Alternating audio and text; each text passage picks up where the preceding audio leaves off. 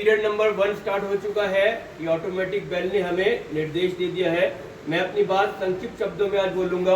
एक तो देखिए my dear students, Mahavir Jayanti, okay, Mahavir Jayanti Jain Samaj के गुरु हैं महावीर जी।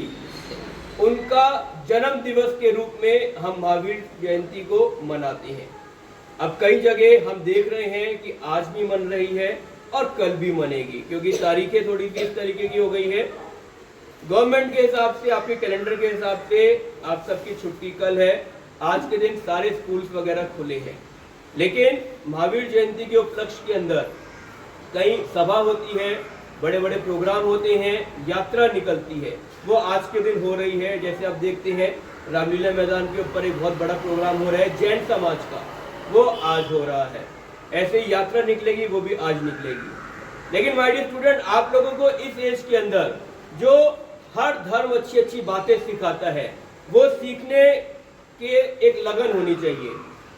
मैं आपको बताता हूँ, महावीर जयंती जो हम मनाते हैं, जैन समाज के श्री महावीर जी, वो 5 सिद्धांत के ऊपर काम करते थे। उन्होंने पूरे दुनिया को 5 सिद्धांत दिए जिसके ऊपर हम सबको काम करना चाहिए। हर धर्म की अपनी अलग एक मान्यता, एक अलग सीख है। हिंदू धर्म हो, उनसे हम बहुत कुछ सीखते हैं। मुस्लिम धर्म हो, उनसे हम बहुत कुछ सीखते हैं। कैथोलिक हो, उनसे हम बहुत कुछ सीखते हैं। ऐसे ही समाज हो अलग अलग, जैन धर्म हो, उनसे हम बहुत कुछ सीखते हैं। मैं वेरी क्विकली आपको ये 5 चीजें बताऊंगा। नंबर 1, अहिंसा। अहिंसा हम सभी समझते हैं, नॉन वायलेंस। जैन समाज में अहिंसा से क्या तात्पर्य है? मन, वचन या कर्म से किसी भी जीव को कष्ट ना पहुंचाना। ध्यान से सुनिएगा सभी, ऑन रिकॉर्ड में पेरेंट्स को भी बताना चाहूंगा। देखिए, मन, वचन व कर्म से किसी भी जीव को कष्ट ना पहुंचाना। केवल शारीरिक चोट ही नहीं, बल्कि किसी का दिल दुखाना भी हिंसा कहलाता है। ये नहीं कि आप किसी को मार रहे हैं, वो हिंसा है। किसी को मार रहे हैं, काट रहे हैं, वो हिंसा है। हिंसा क्या है? किसी का दिल दुखाना भी हिंसा कहलाता है। आप अपने शब्दों से किसी का दिल दुखाते हैं, वो भी हिंसा कहलाती है। तो अहिंसा का सिद्धांत उन्होंने दिया। दूसरा दिया उन्होंने सत्य का। कमान बोलिए, किसका? सत्य। हमेशा सच बोलना। सत्य का पालन ऐसा होना चाहिए जो मीठा हो और किसी को नुकसान ना पहुंचाए। सत्य का पालन, ध्यान से सुनिए सभी। हमेशा एक तो सच बोलना है सभी ने, सभी बच्चों ने, कभी झूठ नहीं बोलना। और हमेशा ऐसा पालन होना चाहिए जो किसी को नुकसान ना पहुंचाए। तो हमेशा सत्य बोलो, ये उनका दूसरा सिद्धांत था। तीसरा था अस्त्य। हमें सुनने में थोड़ा सा मुश्किल शब्द लगता है, अस्त्य। बोलिए एक बार, अस्त्य। अस्त्य का अर्थ होता है चोरी ना करना। इसका गहरा मतलब यह भी है, बिना अनुमति के किसी की कोई भी चीज, यहां तक कि विचार, ये भी ना लेना। यानी आप किसी की कोई चीज चुरा लेते हैं, ले लेते हैं बिना उसकी परमिशन के, तो वो चोरी कहलाती है। यस और नो? आपको अगर किसी की पेंसिल भी चाहिए, आपको उनसे मांगनी चाहिए। ये नहीं आप बिना बताए उसकी पेंसिल ले ले, वो चोरी कहलाती है। और जैन धर्म क्या कहता है? किसी के विचार भी आपको नहीं चुराने चाहिए। आपके अपने खुद के विचार होने चाहिए। आपको इतनी सोच, इतनी समझ डेवलप करनी चाहिए कि ये हमारे खुद के विचार हैं, हम किसी और के विचार को कॉपी नहीं कर रहे हैं। वो भी चोरी की श्रेणी में आता है। तो तीसरा सिद्धांत हुआ अस्त्य। चौथा है ब्रह्मचार्य।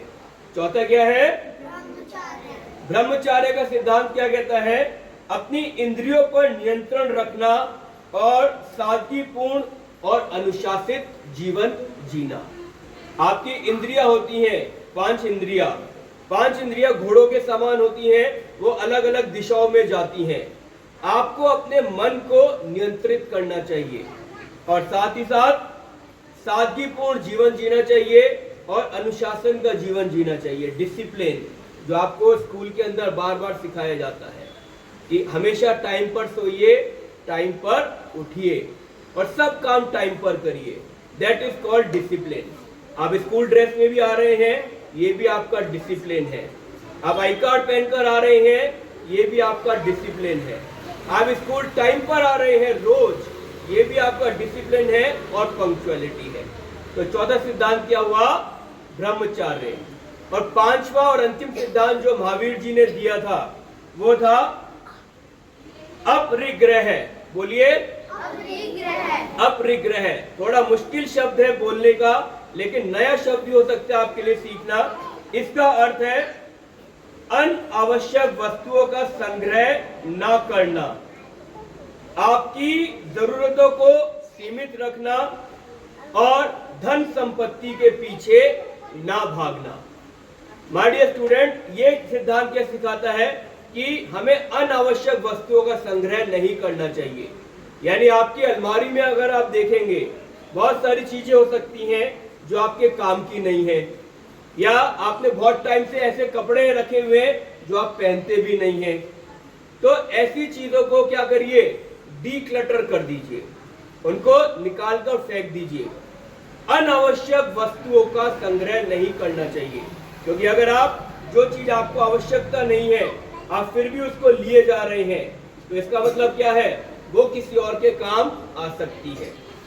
और ऐसे ही अपनी जरूरतों को सीमित रखिए, क्योंकि इच्छाओं का कोई अंत नहीं होता।